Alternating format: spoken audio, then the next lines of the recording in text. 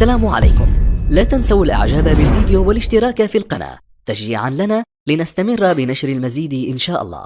قال عليه الصلاة والسلام: إنه قد كان رجل ممن كان قبلكم قد رغسه الله مالا أسرف على نفسه، فلما حضره الموت قال لبنيه: أي أب كنت لكم؟ قالوا: خير أب. قال: فإني لم أعمل خيرا قط، فإذا أنا مت فأحرقوني ثم اطحنوني، ثم انظروا يوما شديد الريح فارموا نصفي في البر ونصفي في البحر، فوالله لئن قدر الله علي ليعذبني عذابا ما عذبه أحدا من العالمين.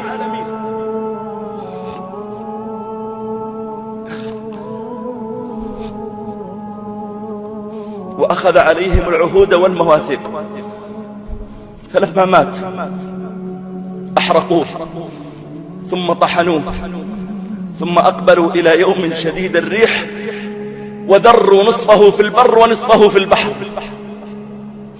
فقال الله تعالى للبحر: اجمع ما فيك، وقال للبر: اجمع ما فيك، وإذا الرجل قائم بين يديه، فقال الله تعالى له: يا عبدي ما حملك على ما صنعت؟ قال: مخافتك يا ربي، مخافتك يا ربي. فتلافاه الله فغفر له، وهو قد شك في قدرة الله أن يعيده، شك في قدرة الله أن يرجعه حيا. الشك في قدرة الله كفر، الشك في الآخرة كفر، إنكار أن الله يعيد الناس بعد موتهم كفر. ومع ذلك غفر الله له، لأن الله عذره بجهله، لأنه صار عنده من التعظيم والخوف من الله شيء كبير في قلبه، فهذه الحسنة العظيمة غفر الله له بها تلك السيئة. قال: فتلافاه الله فغفر له.